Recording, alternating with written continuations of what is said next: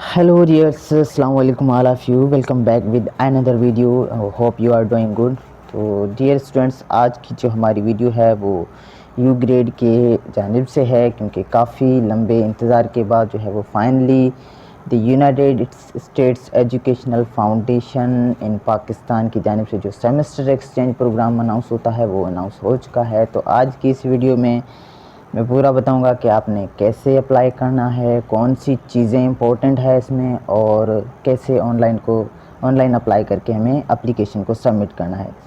और इससे पहले एक चीज़ और भी मैं मेंशन करना चाहूँगा कि मे बी ये हमारी वीडियो जो है वो लंबी हो सकती है, तो काइंडली वीडियो को पूरा देखें, तभी आपको जो है वो पूरी एप्लीकेशन को सही फिल आउट करना है। क्योंकि मोस्टली बच्चे जो है वो स्किप करते जाते हैं वीडियोज़ को, तो उसमें क्या है कि कोई इम्पोर्टेंट चीज़ है वो मिस हो जाती है, और फिर वो है जो बोलते हैं कि हमें ये चीज़ मालूम नहीं है और क्वेश्चन करते हैं। तो ये रिक्वेस्ट है कि पूरी वीडियो देखें। तो इसमें अप्लाई करने के लिए आपने जो है वो इनकी ऑफिशियल वेबसाइट है usefp.org, इस पे आ जाना है। इस पे आप जैसे आते हैं तो यहाँ नीचे स्क्रॉल डाउन करेंगे तो आपके पास जो ओपन एप्लीकेशन है वो यहाँ पर शो होंगे, ठीक है। तो ये रहा 2022 upGrad programme apply now, और यहाँ रीड मोर पे आप जैसे ही क्लिक करते हैं तो आपके पास जो है वो ये ओपन होगा। और एक चीज़ और, आप इसमें जितना जल्दी हो अप्लाई कर लें, क्योंकि आपका कभी कभी इंटरनेट स्लो होता है। और इनकी जो लास्ट डेट है वो 28 अप्रैल है, ठीक है। तो 28 अप्रैल को आप उसमें आप 5 दिन निकालें, ठीक है। और बाकी जो है ना वो आपको जल्दी से अपनी एप्लीकेशन को सबमिट करनी है, क्योंकि बहुत सारे बच्चे अप्लाई करते हैं, तो इस वजह से आपकी एप्लीकेशन जल्दी जो है वो उनको रिसीव होगी, तो आपकी जो है वो सिलेक्शन के चांसेस भी ज़्यादा होंगे। तो आप जैसे इस पर क्लिक करते हैं तो नीचे यहाँ पर जो है वो इनकी ऑफिशियल वेबसाइट है ये वाली, तो यहाँ पर आपने क्लिक करना है। क्लिक करते ही आपके पास ये वाला जो है वो विंडो ओपन होगा, जिसमें इनकी जो है वो कुछ डिटेल है, जिसमें लास्ट डेट भी इन्होंने मेंशन की है कि 28 अप्रैल है, ठीक है। और उसके बाद जो है वो इसमें थोड़ी सी इंफॉर्मेशन है, जिसमें ये है कि आप किसी भी सेकेंड ईयर या थर्ड ईयर के किसी भी सेमेस्टर में हैं तो आप अप्लाई कर सकते हैं। फाइनल ईयर के बच्चे अप्लाई नहीं कर सकते, लेकिन सेकेंड ईयर या थर्ड ईयर के बच्चे इसमें अप्लाई कर सकते हैं। और आप किसी भी यानी कि अपने बैचलर्स 4 ईयर प्रोग्राम में इनरोल्ड हों। और आपकी जो एज लिमिट है, ये इम्पोर्टेंट चीज़ है कि आपकी जो एज लिमिट है वो 25 होनी चाहिए, इससे अबोव नहीं होनी चाहिए। इससे कम हो तो बेहतर है, इससे अबोव नहीं होनी चाहिए, ठीक है। उसके बाद जो है वो ये इनकी जो ड्यूरेशन है वो 1 सेमेस्टर है, और वो 1 सेमेस्टर जो है ना वो कम्प्लीटली फुल्ली फंडेड होगा। अब एलिजिबिलिटी क्राइटेरिया जो है वो क्या है कि आप पाकिस्तानी सिटीजन्स हों, और आपकी जो एज है वो 25 इयर्स या यंगर हो, मतलब इनसे कम हो, ज़्यादा नहीं हो, ठीक है। करंटली इनरोल इन अ कॉलेज और यूनिवर्सिटी, कॉलेज का यहाँ मतलब है वहाँ यूएसए में कॉलेज यूनिवर्सिटी को बोलते हैं। तो ऐसे बच्चे काफ़ी ये भी पूछते हैं कि इंटरमीडिएट वाले अप्लाई कर सकते हैं, तो भाई ये मैं आपको बताना चाहूँगा कि ये सिर्फ यूनिवर्सिटी वाले स्टूडेंट्स के लिए ही है। और उसके बाद जो है वो आप वही सेम चीज़ के 14th और 15th ईयर आप फॉर्मल एजुकेशन आप सेकेंड ईयर या थर्ड ईयर में होने चाहिए। उसके बाद जो है इन एलिजिबिलिटी में कि आपके पास डुअल सिटीजनशिप नहीं होनी चाहिए, या यूएस परमानेंट रेजिडेंट्स आप नहीं होने चाहिए, ठीक है। और उसके बाद जो है वो आप फाइनल ईयर में ना हो, तो वो यही है कि आप इसकी एलिजिबिलिटी में ही उतरेंगे, यानी कि आप सेकेंड ईयर या थर्ड ईयर में ही होंगे। और उसके बाद जो है वो इनका ऑनलाइन है, प्रोसेस सारा ही ऑनलाइन है। और लास्ट में जो इनका अपना एक सर्टिफिकेट होता है, रिकमेंडेशन लेटर, ठीक है, तो वो आपको एप्लीकेशन के आपकी जो सिलेक्शन होगी उसके बाद ही आपको वो प्रोवाइड करना होगा, ठीक है। और उसके बाद ये काफ़ी सारे क्वेश्चन है जो कि हर स्टूडेंट के माइंड में होते हैं कि ये चीज़ क्या है, ये चीज़ क्या है। तो अगर इस क्वेश्चन पे मैं बात करूँगा तो वीडियो बहुत ही लंबी हो जाएगी, तो आपसे गुजारिश है कि आप यहाँ पर इन सारे क्वेश्चन का जो है वो आंसर है आप यहाँ देख लें, ठीक है। तो अब हम चलते हैं अपनी एप्लीकेशन की जानिब। तो यहाँ पर स्टार्ट एप्लीकेशन लिखा हुआ है, यहाँ पर आपने क्लिक करना है। जैसे ही क्लिक करते हैं तो इनकी एडवर्टाइजमेंट जो है वो शो होगी। ये हमने रीड आउट कर ली है, तो हम नीचे आकर कंटिन्यू पे क्लिक करेंगे। जैसे ही यहाँ पर आप क्लिक करते हैं तो आपके पास एक ये वाली जो विंडो ओपन होगी। यहाँ पर पहले अपने आप को यहाँ पर रजिस्टर करना होगा, यानी कि अपने ईमेल से आपको रजिस्टर करना होगा। तो जाहिर सी बात है काफ़ी सारे स्टूडेंट्स का यहाँ पर अकाउंट नहीं बना हुआ होता है, तो आपने स्टार्ट न्यू पे क्लिक करना है, ठीक है। और क्लिक करते ही आपके पास जो है वो कुछ इस टाइप का इंटरफेस शो होगा, जिसमें आपकी यहाँ पर ईमेल देनी है करंटली जो आपकी ईमेल एक्टिव ईमेल हो और आपके नाम से ही जुड़ी हो। काफ़ी सारे जो बच्चे हैं वो पता नहीं कौन कौन सी ईमेल्स देते हैं, तो वो आपके ना एक प्रोफाइल पे सूट नहीं करती। तो आप वही ईमेल दें जो आपके डॉक्यूमेंट में जो आपका नाम है उनसे बनी हो। तो यहाँ पर आपको ईमेल देनी है अपनी, यहाँ कन्फर्म, यहाँ पर आपका CNIC। यहाँ जैसे आप सबमिट के ऑप्शन पे क्लिक करते हैं तो आपने जो ईमेल दी होगी उस पर एक ईमेल आएगी जिसमें आपका पासवर्ड होगा, और उसी पासवर्ड से आपको लॉगिन करना है। तो हम गो बैक पे जाएंगे क्योंकि मैंने ऑलरेडी इस पर अकाउंट बना लिया है। अब यहाँ पर जो है वो आपने उसी पासवर्ड उसी ईमेल से यहाँ पर लॉगिन करना है। जैसे लॉगिन करते हैं तो आपके पास ये वाली जो इनकी एप्लीकेशन है वो ओपन हो जाएगी, जिसमें ये सारी चीज़ें जो है वो आपने फ़र्स्ट पहले रीड आउट कर लेनी है सारी चीज़ें, ठीक है, ताकि आपके पास जो है वो कोई भी क्वेश्चन हो वो क्लियर हो जाए।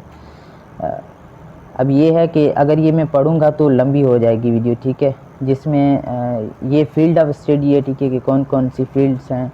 ऑलमोस्ट सारी जो फील्ड्स में के आप बच्चे अप्लाई कर सकते हैं। अगर आपके पास कोई चीज़ नहीं है तो आप उस जो ब्लैंक में आप ये लिखेंगे NA, ठीक है। तो ये आगे एप्लीकेशन में मैं आपको सारा कुछ बताऊंगा, क्योंकि इसको पढ़ा तो ये लंबी हो जाएगी वीडियो, ठीक है। और ये देखिए यहाँ पर्सनल स्टेटमेंट में भी वही क्वेश्चन होंगे जो आगे एप्लीकेशन फिल करते वक्त मांगेंगे, ठीक है। तो यहाँ नीचे आकर आपने जस्ट स्टार्ट एप्लीकेशन पे क्लिक करना है। एक बार फिर से मैं बता दूं कि आपने ये वाला जो थोड़ा ही है आपने पढ़ लेना है पूरे तरीके से, ठीक है, अच्छे तरीके से पढ़ लेना। उसके बाद जो है वो आपने एप्लीकेशन को स्टार्ट करना है। जैसे ही आप स्टार्ट करते हैं तो आपके पास जो है वो फर्स्ट में आपकी पर्सनल इन्फॉर्मेशन होती है। पर्सनल इन्फॉर्मेशन में आपको यहाँ पर आपका जो है वो टाइटल सेलेक्ट करना है, ठीक है। और उसके बाद यहाँ पर आपका फ़र्स्ट नेम, मिडिल नाम अगर आपका कोई है तो वो आप दे सकते हैं, अगर नहीं है तो कोई इश्यू नहीं है। आपका लास्ट नेम होना चाहिए। अगर किसी का लास्ट नेम भी नहीं है तो वो अपनी सर नेम भी लिख सकता है, क्योंकि ये भी क्वेश्चन होता है कि हमारा लास्ट नेम नहीं है तो हम क्या करें। तो भाई लास्ट नेम अगर आपका नहीं है तो आप अपनी जो है वो कास्ट जो है वो भी यहाँ मेंशन कर सकते हैं। Do you have multiple citizenships, अगर आपके पास हैं तो येस लिखेंगे, अगर नहीं है तो नो लिखेंगे। और यहाँ पर आपने येस करना है, पाकिस्तान, ठीक है, पाकिस्तानी नेशनल आपने येस करना है। उसके बाद यहाँ पर कंट्री ऑफ प्रेजेंट सिटीजनशिप्स आपने पाकिस्तान पे क्लिक करना है। उसके बाद जो है वो कंट्री ऑफ लीगल रेजिडेंस, यहाँ पर आपको पाकिस्तान सेलेक्ट करना है। उसके बाद जो है वो आपने अपनी प्लेस ऑफ बर्थ, यहाँ पर कंट्री सिटी ऑफ बर्थ आपका कौन सा सिटी था, ठीक है, वो आप सिलेक्ट करेंगे। उसके बाद city of birth if other specify, अगर यहाँ पर कोई नहीं मिल रहा है जिस सिटी में आपका बर्थ हुआ है तो आप यहाँ अदर पर सिलेक्ट करके यहाँ उनका नाम लिखेंगे, जैसे मैंने खिप्रो लिखा है, ठीक है। और उसके बाद जो है वो कंट्री ऑफ बर्थ आपने पाकिस्तान लिखना है। उसके बाद डेट ऑफ बर्थ आपकी लिखनी है कि जो यहाँ पर डे लिखना है, ठीक है, कौन सी डेट है। और उसके बाद यहाँ पर मंथ लिखना है, यहाँ पर ईयर लिखना है। उसके बाद यहाँ जेंडर आपने सिलेक्ट करनी है, यहाँ अपना मैरिटल स्टेटस सिंगल या मैरिड वो आप सिलेक्ट करेंगे। उसके बाद ये है कि चूज़ डिसेबिलिटी इफ़ एनी। अब ये भी एक क्वेश्चन होता है कि अगर किसी के पास अच्छी एबिलिटीज़ तो हैं, वो काफ़ी इंटेलिजेंट है, लेकिन उन्हें कोई प्रॉब्लम है हेल्थ के रिलेटेड, तो वो भी अप्लाई कर सकते हैं, सारे इसमें अप्लाई कर सकते हैं। इसमें ऐसा नहीं है कि अगर कोई हेयरिंग का उसको प्रॉब्लम है या और भी कोई यहाँ पर है डिजीज़ वगैरह, स्पीच या विजुअल आपने अगर देखने में कोई मसला है या लर्निंग डिसऑर्डर है, यहाँ आप मेंशन कर सकते हैं। अगर आपको ऐसी कोई बीमारी वगैरह नहीं है तो आप नॉट एप्लीकेबल पर क्लिक करेंगे। उसके बाद करंट कॉन्टैक्ट इन्फॉर्मेशन है, जिसमें आपने अपनी करंट कॉन्टैक्ट इन्फॉर्मेशन देनी है। अब इसमें यह है कि अगर कोई विलेज साइड का स्टूडेंट है, अभी यूनिवर्सिटी में पढ़ रहा है और कहीं जो है वो सिटी में रह रहा है, यानी कि हैदराबाद या कहीं पे भी, तो वो अपनी करंट एड्रेस यहाँ पर देगा। और परमानेंट एड्रेस में आपकी वही एड्रेस आएगी जो आपके डॉक्यूमेंट में होती है। तो यहाँ पर आपने एड्रेस लिखनी है अपनी, ठीक है, कि कौन सी एड्रेस है, टेम्परेरी है या परमानेंट है या डॉर्मेंट्री है या हॉस्टल। तो यहाँ आपने टेम्परेरी रेजिडेंस लिखनी है, ठीक है, और यहाँ पर अपनी एड्रेस लिखनी है। और उसके बाद जो है वो सिटी यहाँ सिलेक्ट करना है, कौन सा सिटी है, पोस्टल कोड के बाद रीजन प्रोविंस कौन सा है, उसके बाद कंट्री सिलेक्ट करना है और नीचे यहाँ पर फ़ोन नंबर देना है। देखिए फ़ोन नंबर ये जो ऊपर लिखा हुआ है ना, इस टाइप में ही देना है, यानी कि 3 डिजिट के बाद ये वाली देनी है, साइन देनी है, ठीक है। और उसके बाद यहाँ पर अपना मोबाइल नंबर और यहाँ पर अपनी ईमेल आईडी, ठीक है। ईमेल एड्रेस वही जो आपने रजिस्टर करते वक्त दी थी, वही ईमेल यहाँ देनी है, ठीक है। उसके बाद नीचे परमानेंट एड्रेस है, तो आपकी परमानेंट एड्रेस जो भी है वही आप देंगे यहाँ, ठीक है। अपना सिटी सिलेक्ट करेंगे, पोस्टल कोड सिलेक्ट करेंगे और रीजन प्रोविंस आपका कौन सा है और कंट्री यहाँ सिलेक्ट करना है। यहाँ पर फ़ोन नंबर ये इम्पोर्टेंट नहीं है, अगर आपका कोई बंद भी नंबर है ना तो भी इशू नहीं है, इसका इशू इतना नहीं होता। तो कोई भी आपको फ़ोन नंबर देना है, लेकिन नहीं देंगे तो आपकी एप्लीकेशन जो है वो आगे नहीं होगी। तो आपने यहाँ पर फ़ोन नंबर देना है, ठीक है। उसके बाद मोबाइल नंबर और अगेन आपकी ईमेल एड्रेस। उसके बाद इमरजेंसी कांटेक्ट में आप अपने भाई का भी देख सकते हैं, वो अपना कांटेक्ट नंबर दे सकते हैं, अपने फ्रेंड का भी दे सकते हैं, अपना कज़न का भी दे सकते हैं, ठीक है। तो उनका नाम और उनका रिलेशनशिप आपसे क्या है, उनकी address, city, postal code, region, country वही सेम। और उसके बाद जो है वो अपना फ़ोन नंबर, उनका जो है मोबाइल नंबर, उनकी ईमेल एड्रेस, ठीक है। ये सारी चीज़ें लिख के आपको नेक्स्ट नहीं करना है, पहले सेव करना है, क्योंकि सेव करने से ये है कि आपकी जितनी भी एप्लीकेशन फिल आउट होती है तो वो सेव होती जाएगी। तो इससे क्या होता है कि अगर लाइट चली जाती है ना, तो आपकी जो एप्लीकेशन फिल की हुई वो सेव होगी, तो आप आगे कंटिन्यू करेंगे। मेन चीज़ होती है आपकी एप्लीकेशन ही मेन चीज़ होती है ना, तो ये वाली एप्लीकेशन आपको ना अच्छी तरीके से फिल करनी है, कोई जल्दी नहीं है और इसमें भी टाइम है। तो काफ़ी जो है वो आपने केयरफुली से ये आपकी एप्लीकेशन को फिल करना है। उसके बाद जो है वो हमारा सेकंड जो है वो ऑप्शन है, यहाँ सेक्शन पहला हो चुका है पर्सनल इन्फॉर्मेशन का। अब एकेडमिक इन्फॉर्मेशन में यहाँ पर जो है वो आपको अपनी एजुकेशन को ऐड करते जाना है, ठीक है।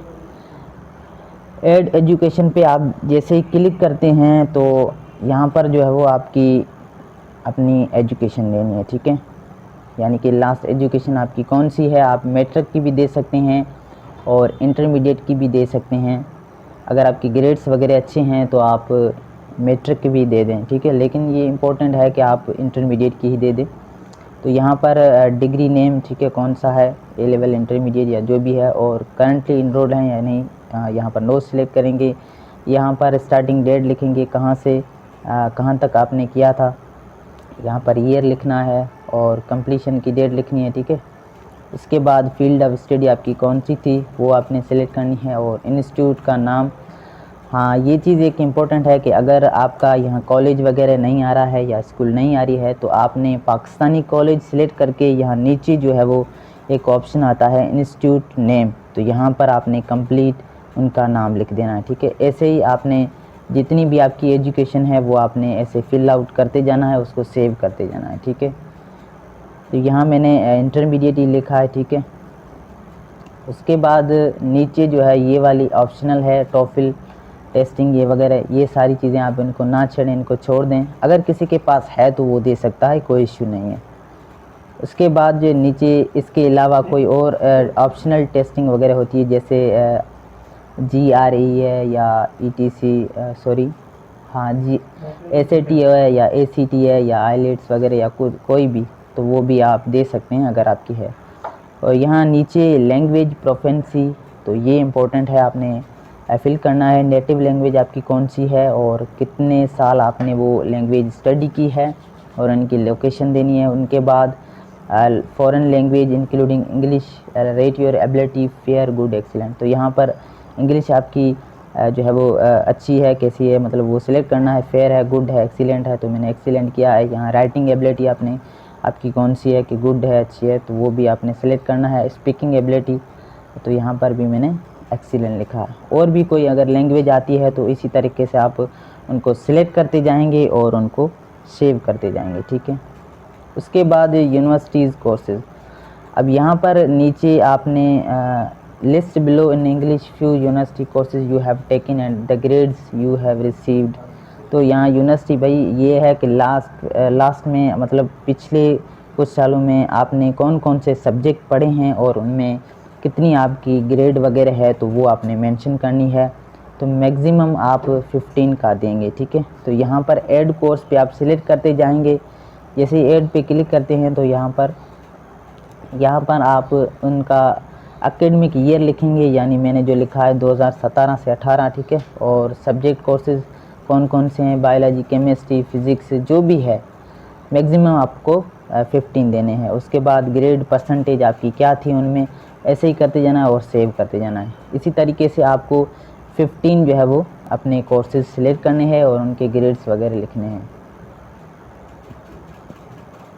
उसके बाद जो है वो proposed field of study in USA. अब यहाँ से जो है क्या है कि if select as a finalist specialist may not change, please indicate one field of specialization that most closely match your current specialization. A list of eligible field of specialization are provided in the application instruction.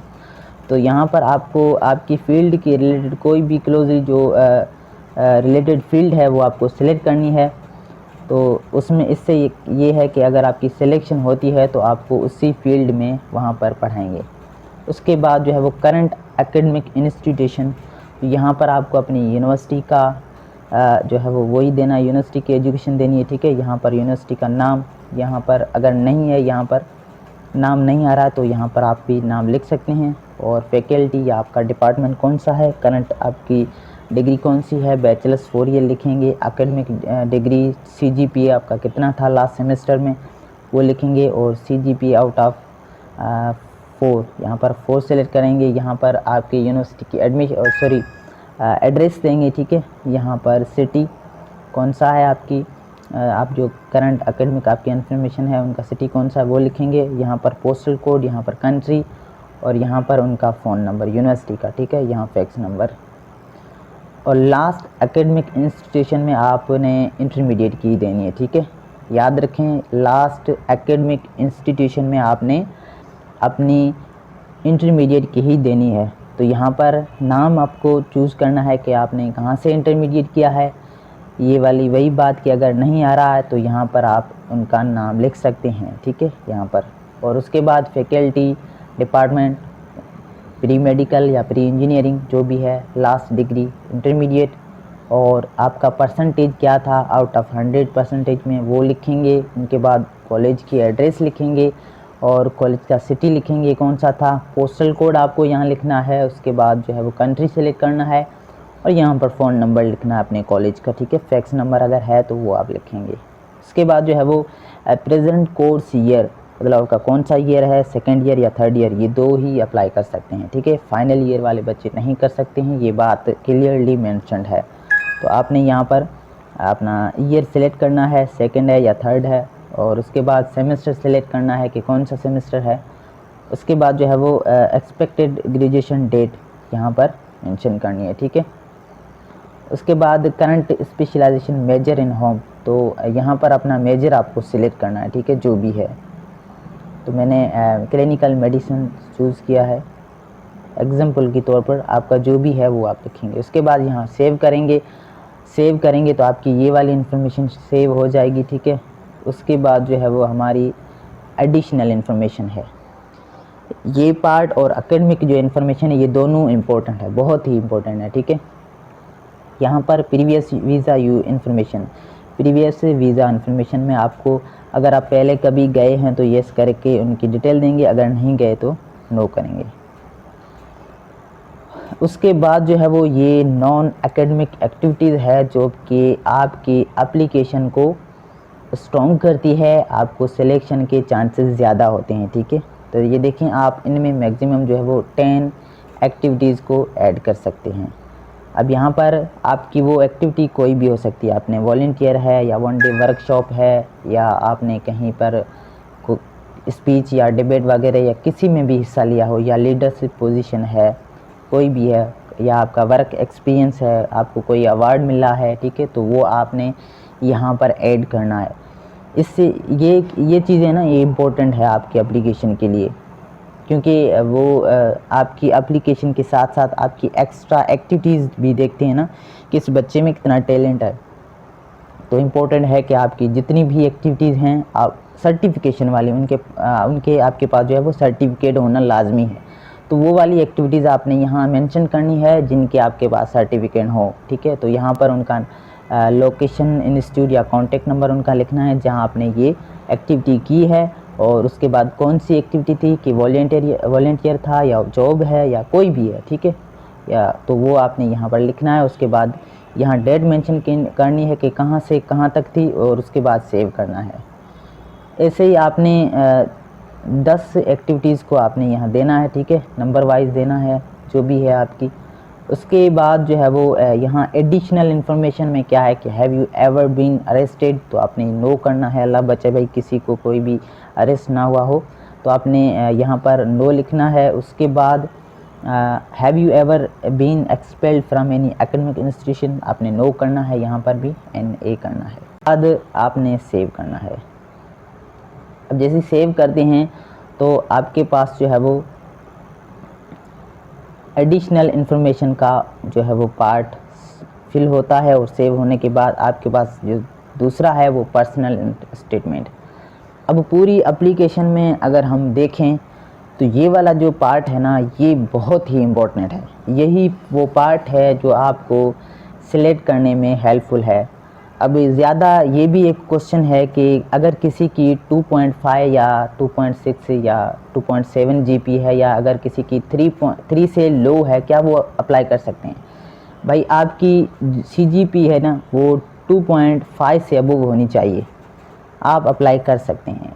ये matter नहीं रखता कि आपके grades उसमें क्या हैं, लेकिन ये वाला जो पार्ट है ना ये स्टेटमेंट का, पर्सनल स्टेटमेंट का, ये वाला पार्ट जो है वो इम्पोर्टेंट होता है। तो आपने ये जो 4 क्वेश्चन हैं इनको पढ़कर और टू दी पॉइंट जवाब देने हैं, ठीक है। जो ये पूछ रहे हैं ना वही जवाब देने हैं। आपने ऐसा नहीं कि आपने जो है वो इसमें ओवर लिखना हो, ठीक है, मतलब जो चीज़ पूछी गई हो वो ना लिखें, कोई और चीज़ लिखें, ये ना करना। आप जो चीज़ पूछी गई है ना वही आप लिखेंगे, और इनकी जो वर्ड्स लिमिट है वो 200 से 250 100 का जो आपने ऐसे लिखना है।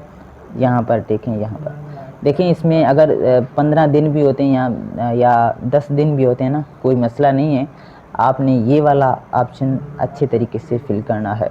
अपने किसी अच्छे टीचर से, किसी फ्रेंड से या किसी भी आपके भाई से भी आप इसमें मशवरा लें और इसको एक अच्छी SOP लिख कर यहाँ पेश करें, ठीक है। उसके बाद आपने इसको सेव करना है।